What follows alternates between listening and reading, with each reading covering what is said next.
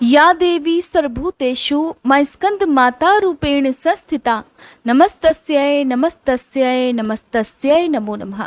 आप सभी को शारदीय नवरात्रि के 5वें दिन की हार्दिक शुभकामनाएं। आज की इस वीडियो में आप सुनेंगे स्कंद माता की कथा और आरती। आपको जानकारी दे दूं कि हमारे चैनल पर नवरात्रि के दिनों से ही देवी भागवत पुराण भी हमने सुनाना प्रारंभ कर दिया है। इससे पहले आप हमारे चैनल पर शिव महापुराण कथा और भागवत कथा भी सुन चुके हैं। शिव महापुराण तो संपूर्ण हो चुका है, लेकिन भागवत कथा जो कि नवरात्रि के कारण बीच में अभी रोक दी गई है, नवरात्रि के बाद से जहाँ से अध्याय रह गए थे उन्हीं से आगे फिर से आपको सुनाए जाएंगे। अगर आपने भागवत कथा नहीं सुनी है या देवी भागवत पुराण कथा नहीं सुनी है तो हमारे चैनल पर जाकर इन वीडियोज़ को भी आप जरूर देखिएगा।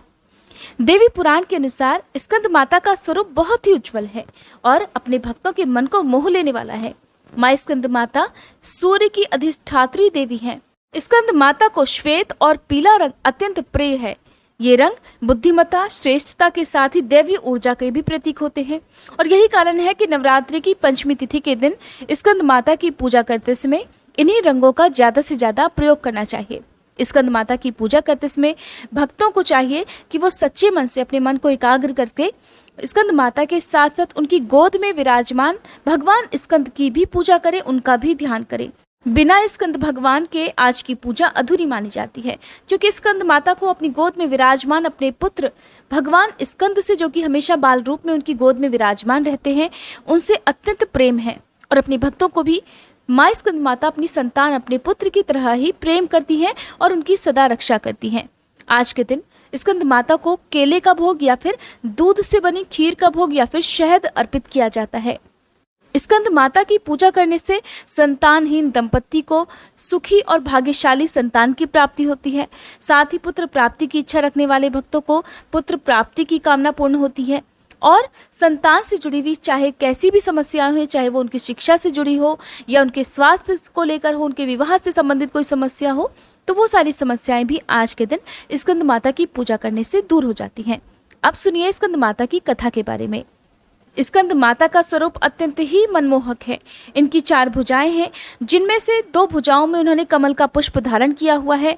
एक भुजा से भगवान स्कंद को अपनी गोद में धारण किए हुए हैं और दूसरी से वे सदा अपने भक्तों को वर मुद्रा में अभय प्रदान करती हैं। स्कंद माता कमल के आसन पर विराजमान रहती हैं, साथ ही सिंह की सवारी भी करती हैं। कमल के आसन पर विराजमान रहने के कारण इन्हें पद्मासना देवी के नाम से भी जाना जाता है। असुरों के साथ होने वाले युद्ध में उन्होंने अपने पुत्र भगवान स्कंद को सेनापति के रूप में नियुक्त कर युद्ध का संचालन किया था। इस कारण से देवी अपने भक्तों की सदा उनके शत्रुओं से रक्षा करती है और जैसी जिसकी मनोकामना हो उसे भी पूर्ण करती है। पौराणिक कथा के अनुसार बहुत समय पहले जब भगवान शिव का विवाह देवी सती से हुआ था। हालांकि जब सती ने अपने पिता द्वारा आयोजित महायज्ञ में खुद को योगाग्नि में भस्म कर दिया था, तब भगवान शिव अत्यंत क्रोधित हो गए और सब कुछ त्याग कर वे देवी सती के वियोग में गहन तपस्या में चले गए। जल्दी ही तारकासुर नाम के एक राक्षस ने देवताओं पर आक्रमण करके उन्हें परेशान करना, उन्हें सताना आरंभ कर दिया। ये बड़ी चिंता का कारण था, क्योंकि भगवान शिव के वरदान से तारकासुर को केवल भगवान शिव के पुत्र ही मार सकते थे और ये बात तभी संभव थी जब भगवान शिव का विवाह हो जाए। तो उधर सभी देवताओं के अनुरोध पर देवर्षि नारद ने माँ पार्वती से भेंट की। उन्होंने देवी सती के रूप में उनके पिछले जन्म के बारे में देवी पार्वती को सब कुछ बताया और उन्हें उनके वर्तमान जन्म के उद्देश्य के बारे में भी बताया। देवर्षि नारद ने उन्हें समझाया कि माँ पार्वती और भगवान शिव की एक संतान होगी जो राक्षस तारकासुर का वध करके उसको हराएगी। हालांकि भगवान शिव को यह एहसास कराने के लिए कि माँ पार्वती ही देवी सती का अवतार थी, माँ पार्वती को अत्यधिक ध्यान और कठिन तपस्या करनी पड़ी।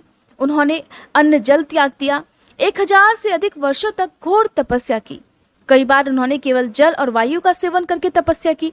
अंत में भगवान शिव ने उनके समर्पण को स्वीकार किया और वे देवी पार्वती से विवाह करने के लिए तैयार हो गए।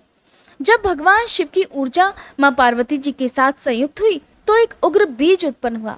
हालांकि वह उग्र बीज इतना गर्म था कि अग्नि के देवता भी इसे छू पाने में असमर्थ थे। उन्होंने इसे गंगा जी को सौंप दिया, जिन्होंने इस बीज को सुरक्षित रूप से संभाला और इसे सरवन अर्थात रीडो के जंगल में बो दिया। यहाँ पर 6 बहनों द्वारा उस बीज की देखभाल की गई जिन्हें कृतिका माता के रूप में जाना जाता था। समय के साथ उग्र बीज एक बच्चे के रूप में बदल गया। क्योंकि कृतिकाओं ने उनकी देखभाल की थी, इसलिए उस बच्चे को भगवान कार्तिकेय के रूप में जाना जाने लगा। जल्दी ही भगवान कार्तिकेय को देवताओं की सेना का सेनापति बनाया गया और उन्हें तारकासुर को हराने के लिए विशेष अस्त्र शस्त्र प्रदान किए गए। कार्तिकेय जी ने अर्थात स्कंद भगवान ने तब तारकासुर के साथ एक भयंकर युद्ध किया और अंत में तारकासुर राक्षस को मार डाला और इस प्रकार उन्होंने देवों के अधिकार फिर से उन्हें वापस प्रदान करे। क्योंकि कार्तिकेय जी का जन्म एक गर्म बीज से हुआ था, इसलिए उन्हें स्कंद के नाम से जाना जाने लगा, जिसका संस्कृत में अर्थ होता है उत्सर्जक। और उनकी माता माँ पार्वती को स्कंद माता के नाम से जाना जाने लगा। देवी स्कंद माता की ये कथा माँ और पुत्र के रिश्ते का भी प्रतीक मानी जाती है। जब भी भक्त स्कंद माता की पूजा करते हैं तो उनकी गोद में विराजमान उनके पुत्र भगवान स्कंद की अपने आप ही पूजा हो जाती है। इस प्रकार भगवान स्कंद की कृपा के साथ साथ भक्त स्कंद माता की कृपा का आनंद भी लेते हैं। अगर कोई भक्त बिना स्वार्थ के उनकी पूजा करता है, बिना किसी कामना को मन में रखकर पूजा करता है, तो देवी स्कंद माता एक सच्ची माँ की तरह उन्हें शक्ति और समृद्धि का आशीर्वाद तो देती ही है, साथ ही सदा उनकी रक्षा भी करती हैं। माता की गोद में विराजमान भगवान स्कंद हमेशा बाल रूप में ही क्यों रहते हैं, वो कभी बड़े क्यों नहीं होते? इसके बारे में भी एक कथा प्रचलित है। कहते हैं कि ऐसा एक श्राप के कारण हुआ। एक बार भगवान शिव और देवी पार्वती एक खेल खेल रहे थे, जिसमें भगवान शिव अपना सब कुछ हार गए और हारने के बाद वे गंगा जी के किनारे चले गए। इधर कैलाश पर्वत पर भगवान शिव को ना पाकर कार्तिकेय जी को बड़ी चिंता हुई। पूछने पर माता पार्वती ने उन्हें सब कुछ बता दिया। सारी घटना जानकर कार्तिकेय जी शिव जी के पास गए और उनसे वापस लौटने की प्रार्थना करने लगे। भगवान शिव ने कहा कि अगर उनकी हारी हुई सारी वस्तुएं वापस मिल जाएं, तभी वह कैलाश पर वापस लौट सकते हैं। कार्तिकेय जी ने कैलाश पर्वत पर आकर माता पार्वती से खेली खेल में भगवान शिव की सारी वस्तुएं पुनः जीत ली और भगवान शिव को वापस कर दी। इधर पार्वती जी भी शिव जी के कैलाश पर्वत से चले जाने पर बड़ी चिंतित हुई। जब गणेश जी ने अपनी माता को उदास देखा तो उनसे उदास होने का कारण पता करा। तब वह शिव जी के पास जाकर उनकी व्यथा पूछने लगे।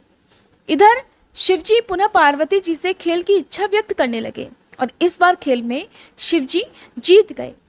भगवान गणेश जी जब ध्यान पूर्वक सारा खेल देख रहे थे, तब उन्हें पता चला कि ये सब तो भगवान विष्णु की माया से हो रहा है। सारा रहस्य उन्होंने देवी पार्वती को बता दिया।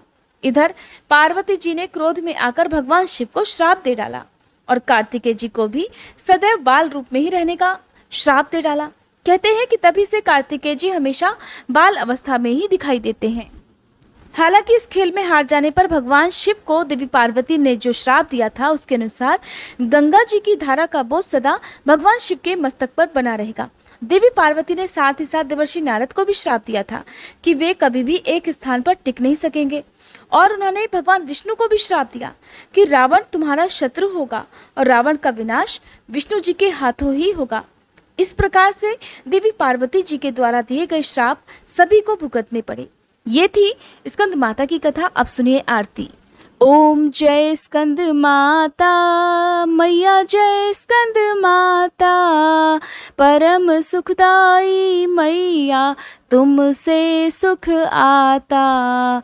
ओम जय स्कंद माता शक्ति स्वरूपा माता, मोक्ष भक्त पावे, द्वार तिहारे आवे, खाली नहीं जावे। ओम जय स्कंद माता। चार भुजाधारी माँ हस्त कमल सोहे, स्कंद संग में विराजे, छवि अति मन मोहे। ओम जय स्कंद माता। पंचम नवरात्रि में ध्यान भक्त धरे, मन वांछित फल पावे, कष्ट माँ दूर करे। ओम जय स्कंद माता। रूप निराला है माँ का, जन गुण गान करे, कर दो कृपा हे मैया तुम्हारे द्वार खड़े। ओम जय स्कंद माता। विपदा हरती हो मैया जो मन से ध्यान करे।